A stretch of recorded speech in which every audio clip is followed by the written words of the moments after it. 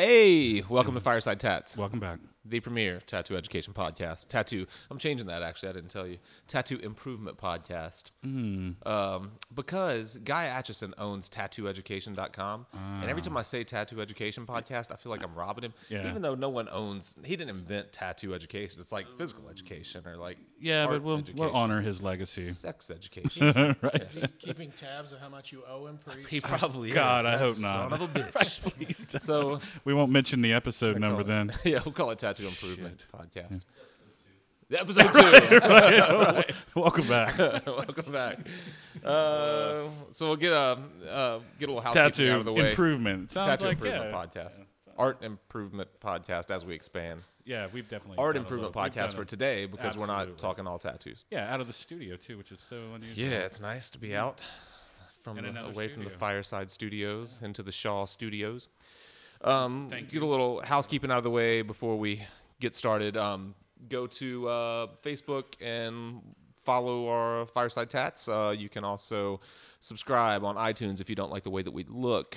Yeah. You just want to listen And to I us. don't blame you. I don't blame you. And click a 5-star review while you're on iTunes and leave us a comment. Yeah. Like I said, we're still in second place in our category on iTunes in the world. Which is But we're moving to number we didn't one. know there were places yet. It took us a minute or two to figure out. Congratulations. Thank Yeah, you. We don't Well, call them nemesis or anything, but second place is kind of the first loser, though. We really need, yeah. It's not third though, man. yeah, we really need to That's jump up a like- spot. That's right. If you're not first, you're last. That's not true. You can be second, third. Silver medal. Hell, you can be fourth. silver medal. It's okay. That's true.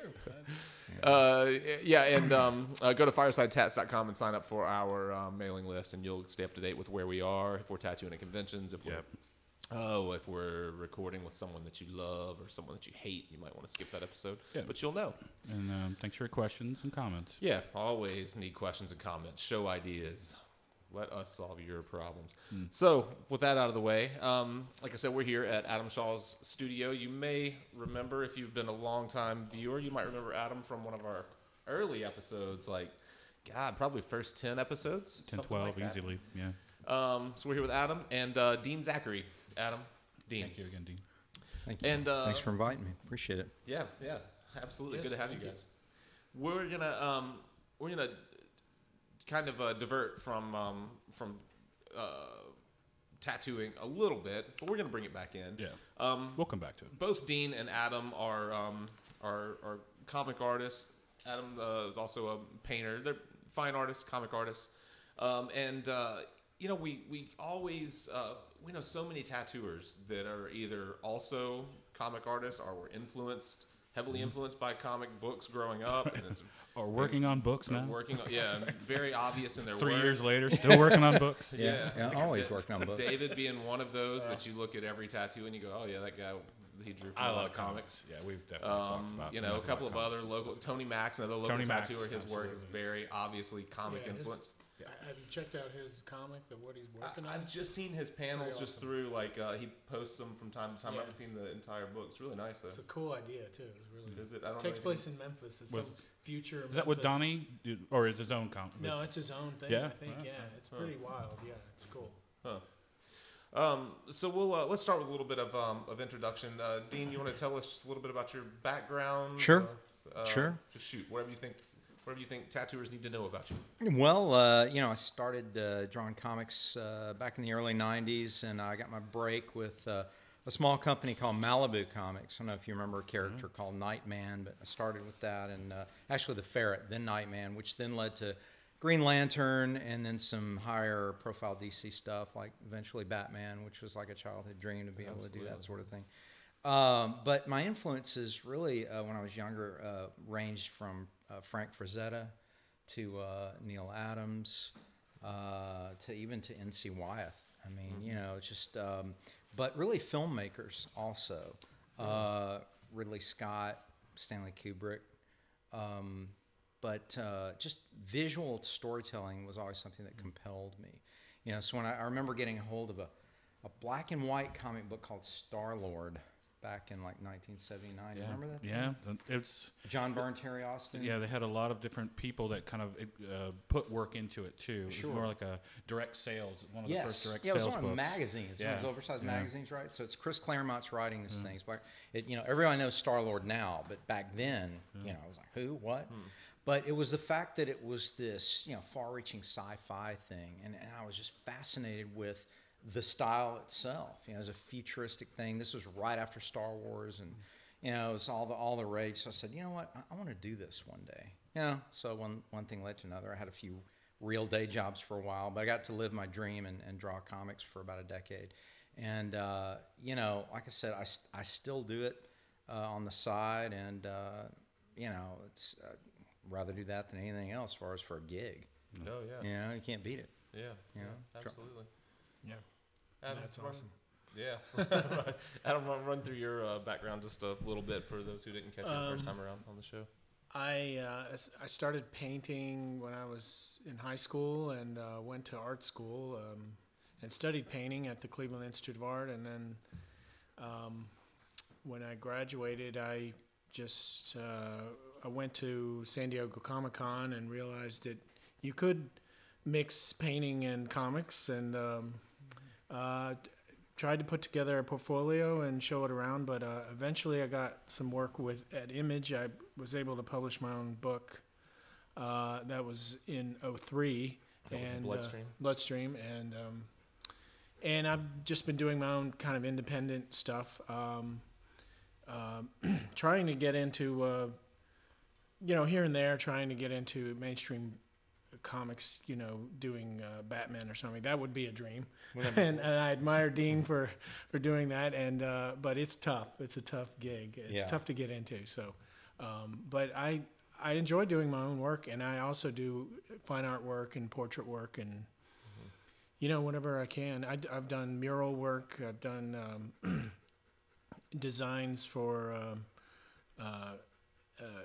movie designs for Black Snake Moan. Yeah, some all other those stuff. are really nice, like like the storyboarding and stuff like that. Yeah, storyboarding, and also designed some of the costumes and stuff. So I just I enjoy art all around and getting into different aspects. I have not delved into tattooing, though. I don't know if I could do that. You got it.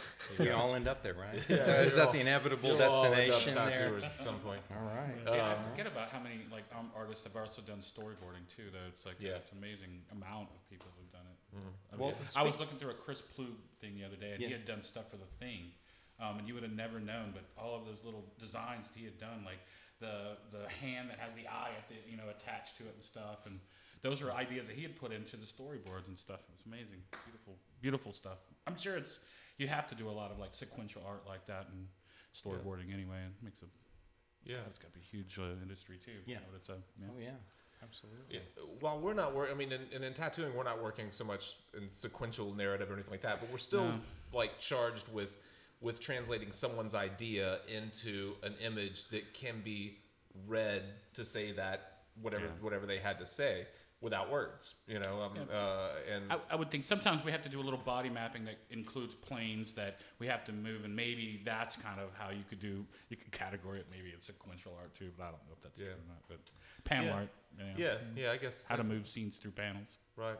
The one now, me not being completely out of place here because I did not grow up as a reading comics or anything like that. You should have. David got me into some comics later in my life, like in my early 30s. I was meeting David every Wednesday when the new books came out, and I did get into quite a few of them. And I really, the thing that influenced me the most, just in that short period of time, were the palettes. They changed the way that the color palettes would just completely change the way that I was impressed with like Goon and stuff like that. I love Eric Powell. That guy was just but he's also more like Adam. He's not really. He's very painterly. He's got a lot of like. I've stolen a lot from that guy. It's good to tell him. Thank you, Eric Powell. But yeah, but the palettes always kind of they were really unusual, and like color combinations that I would have never put together is one thing that jumped out to me when I just as a grown person started flipping through comics. I thought, man, look how good purple and brown are. I never knew purple and brown work so well together. I'm gonna start doing that. So what I have drawn from is really superficial, just because I came in kind of late, I guess. Sure. Dean, talk a little bit about your process. We went through and looked, and we're gonna be dropping some imagery as we're talking, some of both Dean and Adam's work on the screen, and also linking to their portfolios in the show notes. But talk a little bit about kind of your process, where you start, how you end up, where you end up. Okay, sure. Well, the basic process is we get a script. DC scripts tend to be very distinct and detailed, where they actually break down panel to panel. You know, panel 1, this is happening. Panel 2, long shot, medium shot, close up, etc. I mean, they get real specific in their camera angles. Marvel tends to be a lot looser, where it's just bullet points. You know, it's like Daredevil is at the top of the building. By the end of the page, Daredevil's in the street fighting.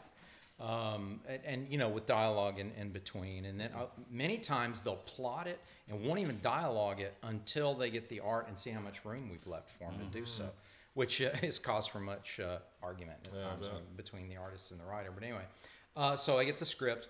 I break it down as a small thumbnail before that, like a thumbnail sketch, really small. And I kind of get the idea of like light, dark, placement of everything, you know, character blocking. Make sure the camera angles are varied. Make sure that it leads the eye, you know, from upper left down to lower right as we exit. And very often I'll decide to end the page on a cliffhanger panel, because the thing you want to do is make sure the person turns the page. Right. Flip that next page. So even if the writer hasn't placed one there for me, I'll invent a way to do that. Just to make it more dramatic. Just to make it more dramatic, right. And trying to pay attention to the weight of light and dark. So once that's done, right, I've got the layout, the rough layout. So I blow that up, and then I put it on a light box. And we work typically around 11 by 17 paper, 10 by 15 area. And I will start laying out the shapes, and then I'll start laying in shadows, because I work in a tonal style. A lot of traditional comics, and I've done them both ways, with line. And you just indicate the shadows with X's, and you circle out. So this area is going to be all black. But what I've done now is I work in gray tones, and so I'll literally start laying it in myself and get a blending stump and go over it and layer it and layer it and layer it until I've got this really gray mess. And then I start to sculpt and shape the images until they're sharp. And so it's similar to painting in a way, with the tonal graphite style that I use now. And you're doing this digitally or physically? I'm physically doing this. Yeah. Physically doing this on Bristol with different levels of graphite. You know, all the soft all the way up to the hard stuff. But what's interesting about it is that once I'm in the zone, it could be color pencil, it could be whatever. You're not even I'm really just so zoned out. I'm not even thinking. Sometimes I'm like, why is this not working? Oh, I haven't changed pencils in like an hour. You know, I need to get a darker pencil or whatever. But that's pretty much it. But the most important thing on a storytelling page really is grabbing the person's attention, making sure that you've communicated what the story is, and then making sure they want to turn the page at the end. Now, inevitably, we want to do splash pages too, which are always fun, because this is either, you know, a cover or a big action reveal where you turn the page and either it's the villain, the glamour shot of the villain, or the hero, or the tragic situation that the story's about or whatever. And so those are fun, because not only do those, you know, give impact to the story, but they also sell really well. So it's always good at cons to have, you know, splash art or whatever. But once the black and white is done, in many cases, I like to just leave it black and white. There's something about the imagery that I do where a lot of people prefer it stays black and white. If, however, they want it in color, it's then scanned into the computer as a TIFF file and then taken into Photoshop, and they go in and do layers and just start doing color gels on top of it to give it depth and so on and so forth. And then, you know, I'm one of these people, I like drawing everything by hand because I believe, like if I'm drawing a cityscape behind Spider-Man, let's say, I don't want to pose a 3D model of New York and then trace it, and then I know people do that, and I understand why. I understand efficiency of time. You got to get paid, got to get the page out, whatever. But I've talked to people in the store, and I've actually said, would you guys rather me do that and have it be 100% accurate, or do you want to see my version of the city? It's going to be a little wrong, maybe, incorrect, but it'll be my vision. And without fail, everybody says, no, man, we want you to draw it. We're paying for your drawings, Right. you know, not to trace a photograph or whatever. But is that becoming more and more common? I know that it is for sure in tattooing, especially with the like the advent of all these like we were just talking about the Wacom tablets, where people can literally bring in images, drop them in, and like for a back piece, for example, take a photo of a person's back. If it's a skull and a rose or whatever, they can drop in a human skull, drop in a rose, drop the opacity, trace over the top of it, make kind of their own drawing from it. But it's you know, you can make the argument that it's more efficient, but it also takes the drawing out of it altogether. Especially with how all of these new ornamental kind of geometric things are getting so huge. This like sacred geometry is becoming huge. Well, no one really draws. I mean, if you do draw that stuff, you're probably wasting a lot of time because it's so much easier to create digitally. You're going to have to do it one way or the other. That's why I kind of argue against some of that. It's like if you do all your work that way and you're basically having to rely on all of that. I mean, sure, you're doing basically a painterly sketch of a thing you've done on a computer, but then you're having, like I said, you're not drawing any of it. You're not getting it. Like if you want to push your drawing, and I think that's probably a lot of his work. Like I'm sure will show. Yeah. There's so much line weight to it and line work to it that you start getting rid of that, and you lose a lot of that text. You lose a lot of the intent, and I prefer to see it like almost the underpinnings of drawing still. Oh yeah, you know? me too. And the more kind of frenetic you can get, it's I love it. So looser I is think, better. Actually, looser is better. People, in my opinion, I mean, I'm no moral judgments here. People like the other stuff. That's great. But, my opinion really is that I want to see the structure. I want to see the energy and the looseness of the line, the expressive nature of line mixed with tone, overlaid with tone, light and dark. Yeah. I think what people want to see if they're buying an artist's work is not necessarily that you can reproduce a photographically real image. They want to see through your filter, through the artist's filter. That's what makes it yours. I mean, if they want a photograph, they can just go take a picture. That's what I have to admit. That's what I prefer. And I see a lot of people that can reproduce and manipulate, like you said, really graphic imagery that they've worked off of a computer and do it very well. But I have to admit, that's just not my cup of tea for some of that. Yeah. And not to say that there's something to be said with photorealism, where they're absolutely making their own, image, and but usually they're drawing that too. Like some of the best tattooists still have to do that as a drawing, and then you see their adaptation to make it more realistic. I like to see process, and Adam and I have been doing some painting together, just painting models. Beautiful word. Up here from time to time, and we've talked some about I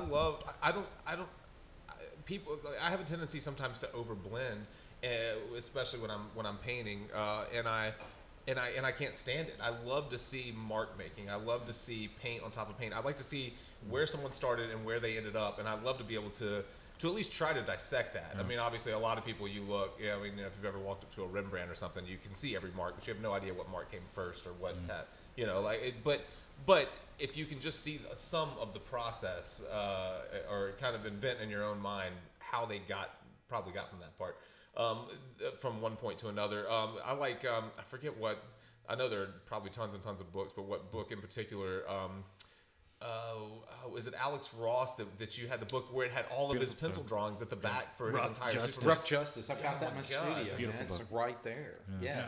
The pencil drawings are so much better. I mean, the finished panels are great, but the pencil's so much better. Seriously. And in fact, a lot of us sell sketchbooks at cons, and a lot of people include, all their finished work. Well, that's what I like to see is process. I literally have, an open a spread where you'll see the rough and then the finished. And then I have one page where you'll see my thumbnail, the developed layout, the rough, the finished piece. So, because to me, man, it's a sketchbook. Yeah. That's what you want to see. I'd love to see you guys do something, do a sketchbook where I can see it in process. Right. I love that for a painter, especially your stuff, Adam, where because I've always seen your stuff really when it's done. I'd love to see it like a third done, half done, 3/4 done. Yeah. I do enjoy looking at artist's process. It's so much fun. And sometimes in the painting, if you're looking at a finished painting and when it's painterly and loose, you get to see that process a little bit. You get to see where he, I'm thinking of John Singer Sargent's work, which I look at a lot. But he's very painterly, and you can see where he almost see in some paintings where he started and how he progressed through it. For me, as an artist, it's a lot of fun to look at.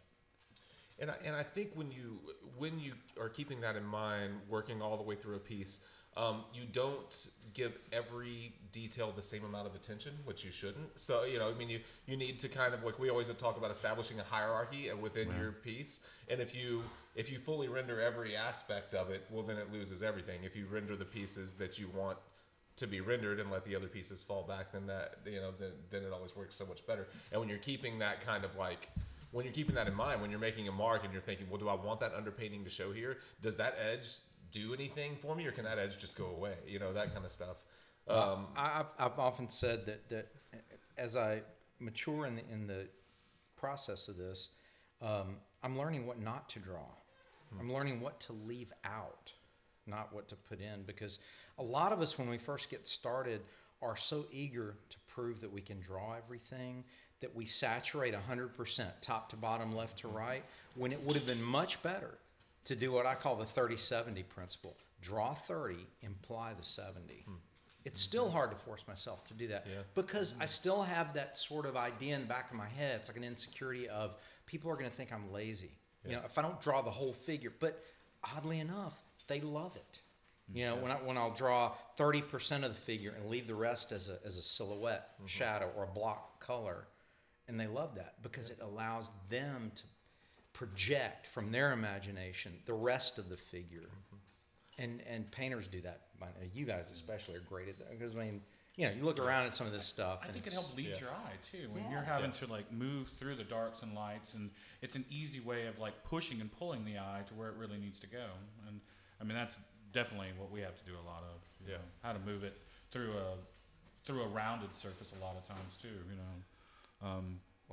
That's what amazing about what you guys do is your canvas, right? So you have to think, where is this going? Like sculpturally, where is this going in the round? Where does it sit? And that's what I think. Still, we have to break it into panels, which are a little different, but it's a different kind of. It's similar to what you were saying with leading, with the last panel being a cliffhanger to make them turn the page. That's exactly what you really need. I mean, as a piece transitions from from this area to this area, there needs to be something that leads you that way.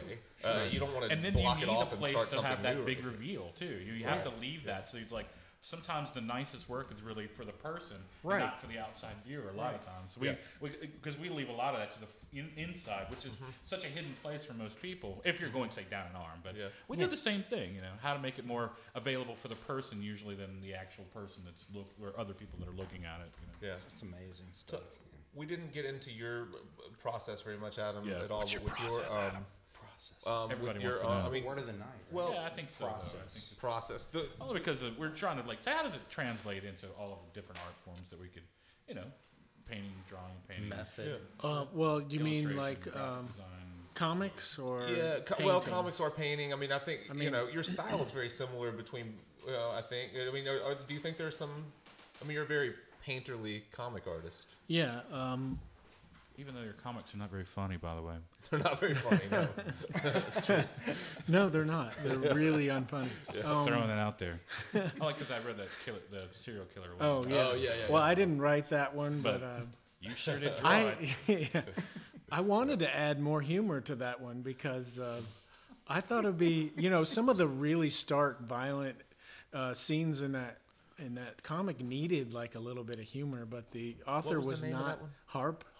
Yeah, the author, who's Chad Kinkle, he was I don't know. We had a little bit of discussion about the humor. He wasn't as into it, but there's a few panels where I'm having a little fun. Yeah. But the process on that one, he similar to how Dean does it, or he's given the script. That's all black and gray too. There's no color. That one is. That's right. Yeah. He Chad gave me the script, and it was pretty specific. Like each page of the script was a page of the comic page, and he plotted out each panel how he wanted it to look, and I sat down and did thumbnails, and there was a little discussion of how some of the panels would go, how the sequence would go, but I would show it to him, and he would he put in the bubbles, how the bubbles would work on the thumbnails, and sometimes would say, on panel 3, we need a little more room for so-and-so to say this or what.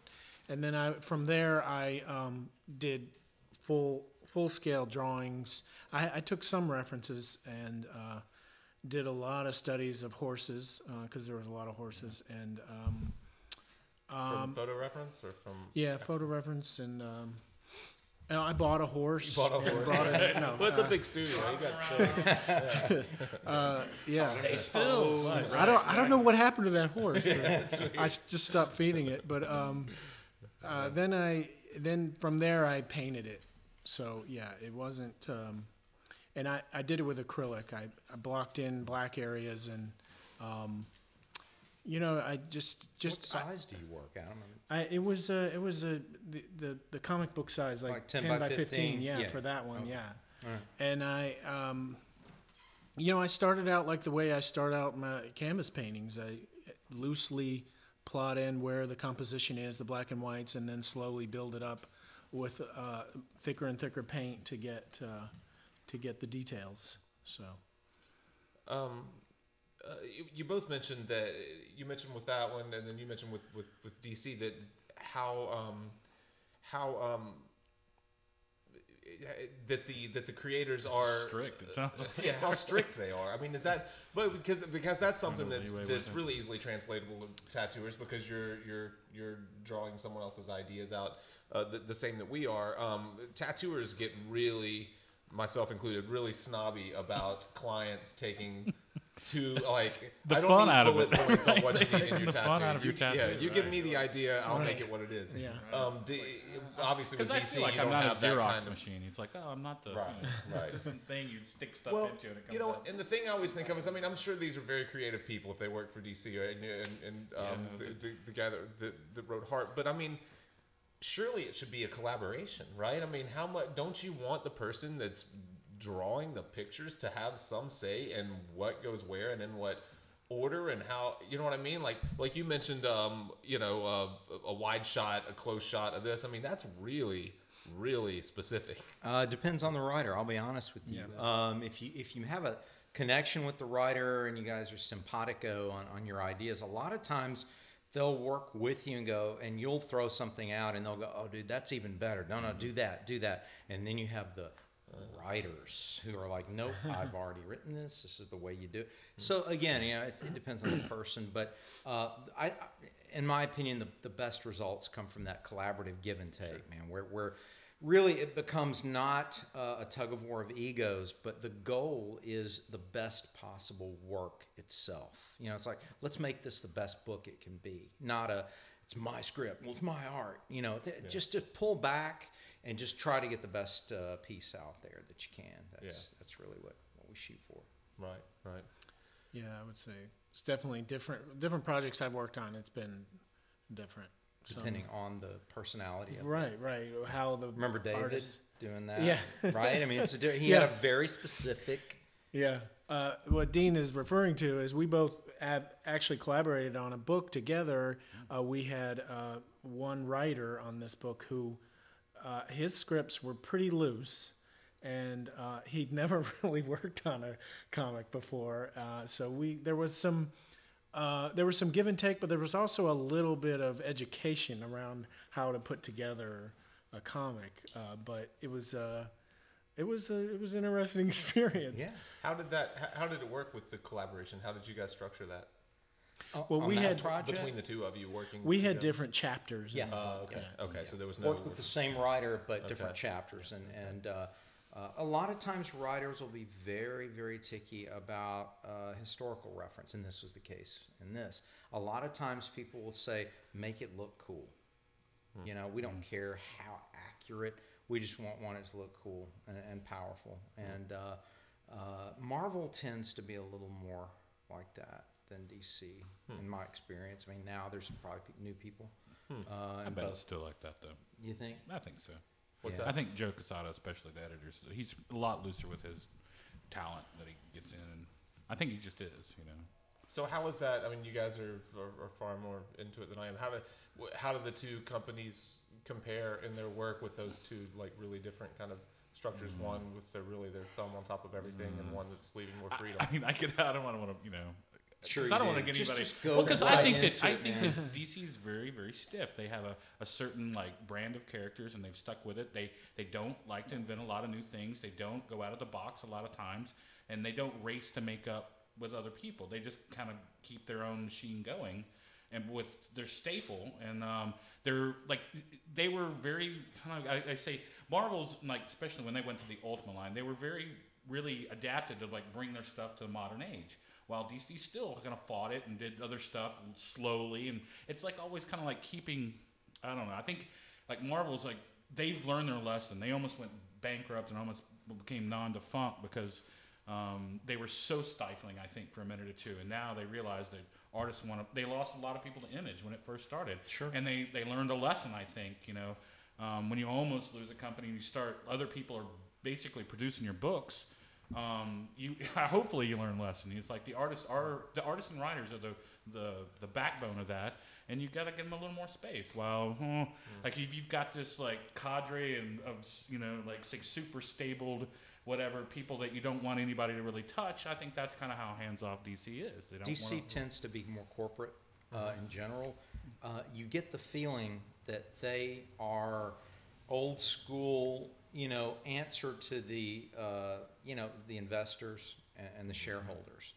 And like as David was describing, you know, Marvel lost their best talent in the early 90s to Image. I mean, Todd McFarlane, Jim Lee, Mark Silvestri, these guys had sold millions of dollars worth of books, and millions, literally. Yeah. And the argument was always, you know, well, it's not your art, it's the character. And the artist was like, no, it's my version of the character. So that came to a head in the early 90s, and you know, McFarlane goes over and does Spawn, Jim Lee does his stuff, Mark Silvestri does his stuff, and they launch Image. Image becomes sort of the first creator-driven company, and it had its ups and downs in the past 3 decades.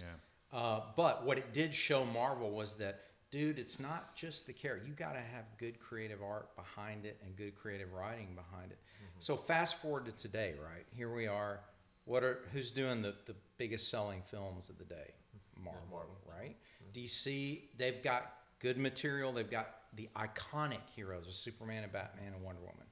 But I think when suits smell money, you get too many chefs in the kitchen who think they know what makes it work. Where Marvel is smart enough to step back, and their shareholders step back and go, let the creators who made this stuff happen in the comics, let them control the movies. And they have had wild success with the Iron Man, Avengers, Thor. And I think using more and more of those artists to really go back into like their big stuff. Like the other day, Daredevil just started, and you'll see awesome. You know, Jeff Loeb's name on there a couple. You know, every time it starts, and that's a internal writer that's gotten this nice little push by being able to write for something outside of his box, and that's not something he probably would have over at DC. I don't know many artists or people that are getting that kind of push to get into other directions like movie writing or screenplay writing. I mean, that's a big step. It's a big step. Yeah. And you still see Joe Quesada, you still see Stan Lee, you still see all these editors on there, but then you see, like I said, these people that are writing or were writing 3-5 years ago and still doing amazing work, and now they're writing screenplays in these directions for these mega million hits. You know, well, and that's got to be an incentive. Oh, sure, and also there's a little bit of designing from behind, I call it, with DC and with every company. And trust me, I understand if you are an investor in films, you're investing millions of dollars.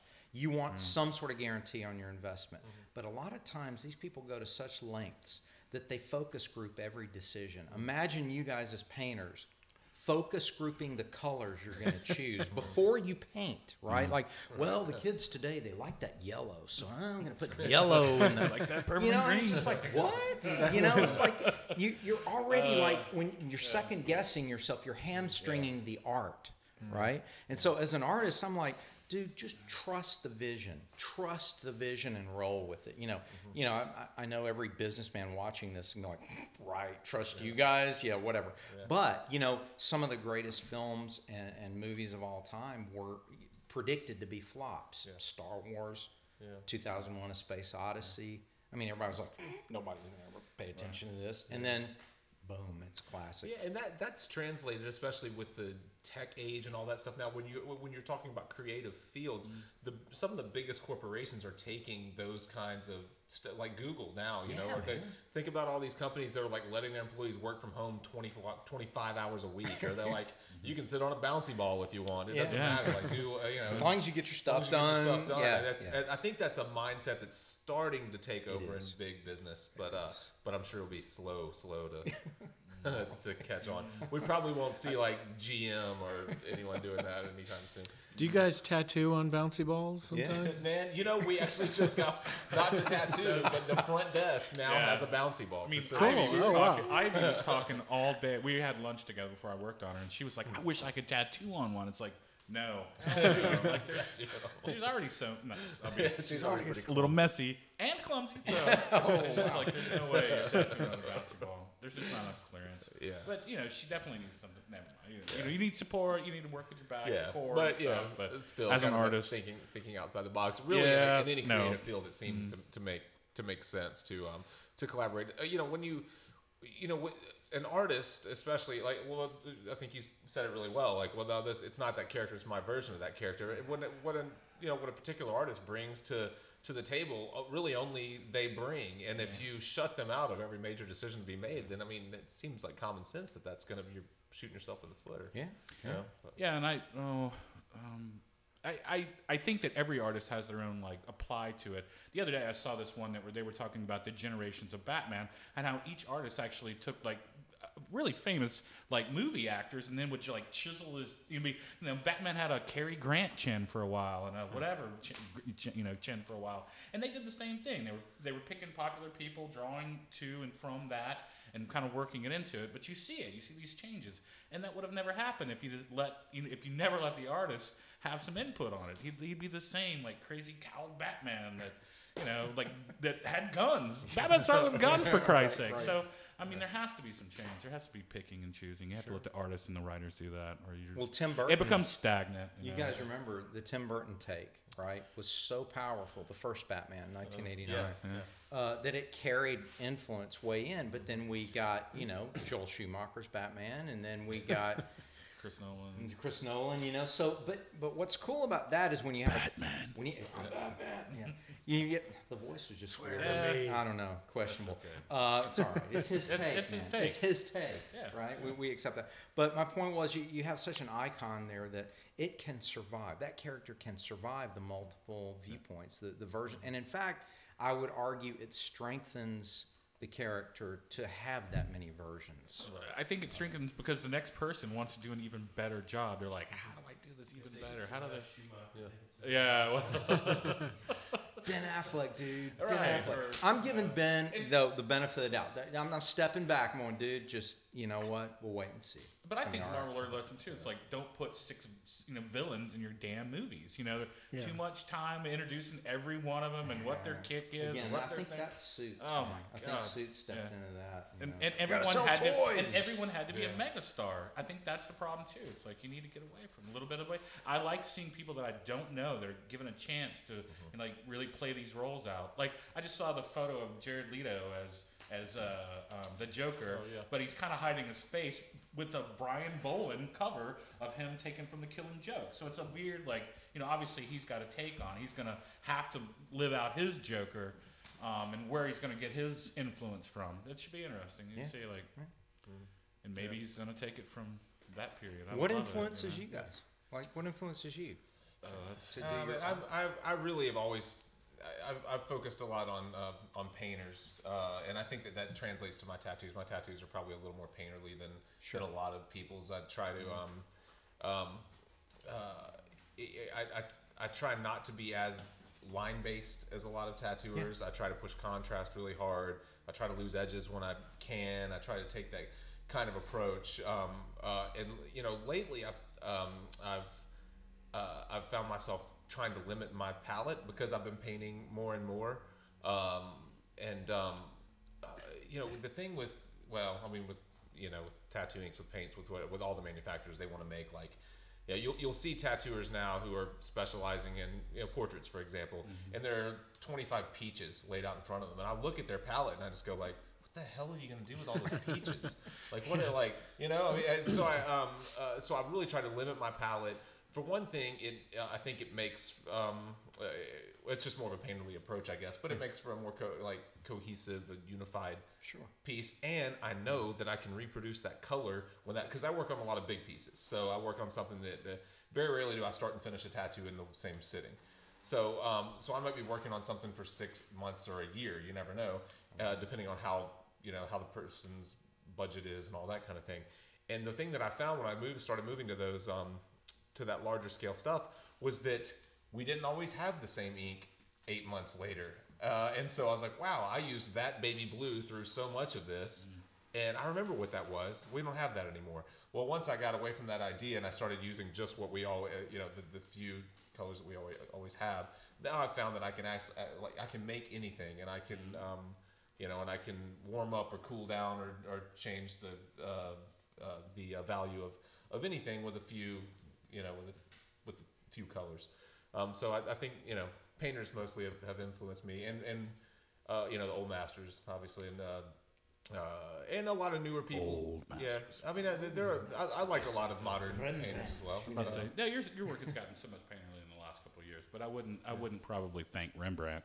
No, yeah, I think Rembrandt is the most direct. Well, he was a tattoo artist. So. Tell that? I'm not sure, but and you know, I But like what are you looking at now? that. We were just looking at a bunch of books over at your house the other day. You know, you have like, I mean, anything, shit, well, not Lucian Freud, but you know, you have a man, ton of contemporary work. There are a lot of Scabbage modern painters. I love, Lisa Scabbage was really nice. I love Jenny Seville. Jenny Seville, great artist. Adam Shaw.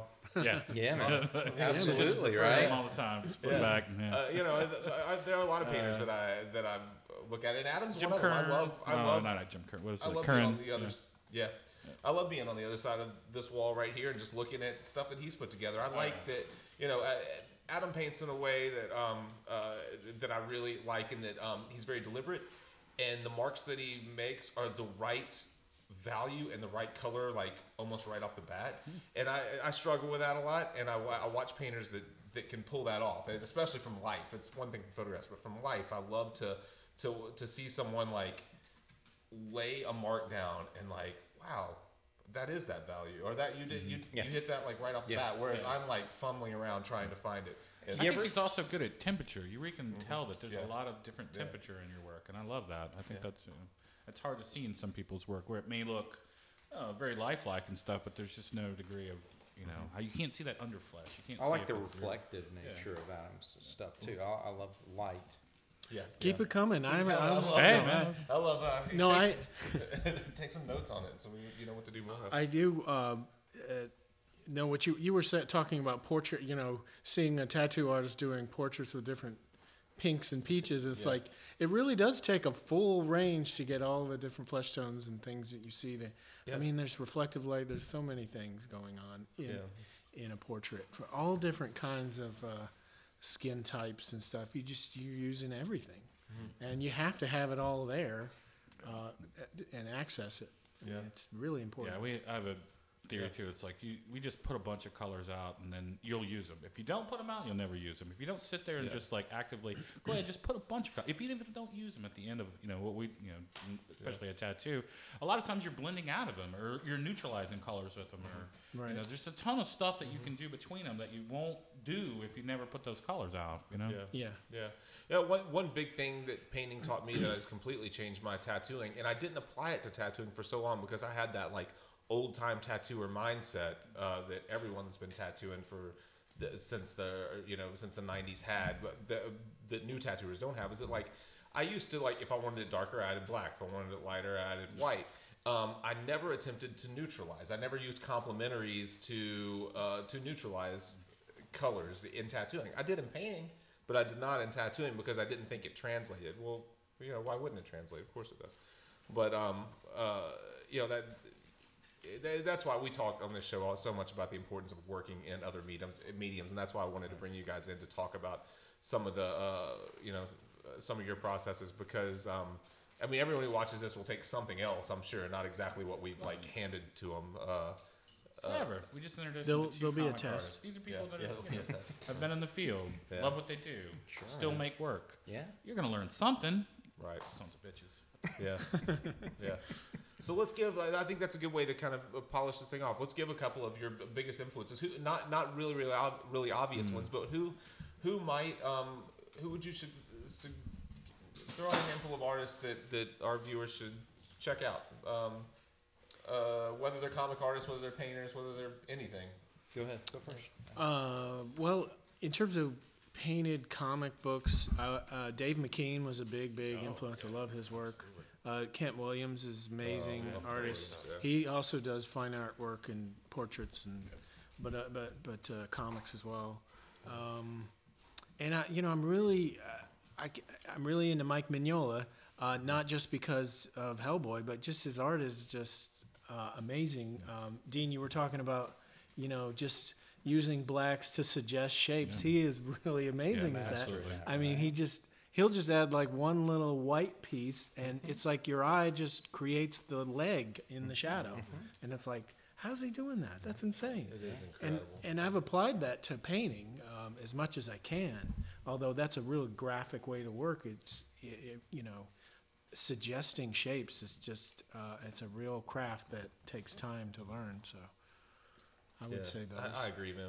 Mike Mignola, just like the marks look so deliberate. Like he just like took the fat end of a Sharpie and started going. It's like, and then if you really break it down, it's so abstract. You're like, that doesn't look like a hand at all, or like that shape's not right at all. But when you look at the whole thing, it's like it's perfect. Yeah, it's so it's crazy. like film noir. Yeah, it's so like good. some people who pull that stuff off. Like you look at when Chuck Close went to that real abstract kind of stuff, and just like, how in the hell did you know that part of the nostril should be fluorescent orange, an X and fluorescent orange with a blue dot in the middle? Like what made that make sense to you? That's people that see things differently. I would definitely say absolutely different. pulp artists, from the early tell that a 20th lot. century, the N.C. Wyeth and the Howard Pyle. Pyle, just all that stuff is. I just love. Sometimes I just get lost in looking at those books and poring over that imagery. Yeah. So those are definitely big influences. If I was going to mention some comic artists working today that influenced me, definitely Olivier Coipel. Coipel's work, right? Stuart. Olivia stuff. Coipel. So good. So good. He absolutely. was doing all those cable issues, the first cables. The first one, so beautiful. God, they were so good. He did a lot of like Punisher Warzone. He did a bunch of other stuff. Yeah. too. Beautiful that work. his work there? There's a Coipel piece right there. There's also Stuart Eminem. I don't know if you guys are I don't know if I familiar know. with Stuart. Yeah, that guy's awesome. Yeah, he really Yeah. is. What did he? He's currently doing Captain America right now, so you can see that on the shelf. There's also a gentleman named Jerome Opeña. He's really good. He does the fully painted stuff and the little highlights. And I've seen some stuff where they don't ink it; they scan his pencils, and it looks spectacular. Yeah, those are examples off the top of my head. Alex Ross, of course, amazing stuff. But yeah, just I would say take a look at all the different comic publishers too. Don't just look at Marvel and DC. I mean, look at the independents. Look at some Vertigo work. too. That's sort of the spinoff of DC where they get a little edgier. Yeah, it's their mature line. It's their mature line, their darker line. And people who stray into those worlds often find things they like that are beyond superhero work. They're just kind of interesting stories. I know that P. Craig Russell has done some stuff for them. Oh, yeah. So more of a beautiful work, you know. Yeah. We were working there, I love the Shadow. So I was always bring up Michael William Kaluta because some of his work. He's done a lot of in and out of comics and illustrations and other stuff. Really illustrative though, because I like illustration. Yeah, that's fun. Yeah. Yeah, that is true. I do know that about you. Yeah, but there's just a ton of artists. If you look in the comic field, just find you one, love him.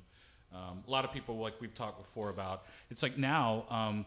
What's also nice about Marvel, a lot of they let you keep your work. They didn't used to do that back in the day, and so now you can buy these people's work. You enjoy their work. You may have to spend a little money, but we talk about it all the time. Put your money where your wallet. Yeah. If you want to enjoy art and you want to talk about it and you want to experience it, go buy smart. Yeah.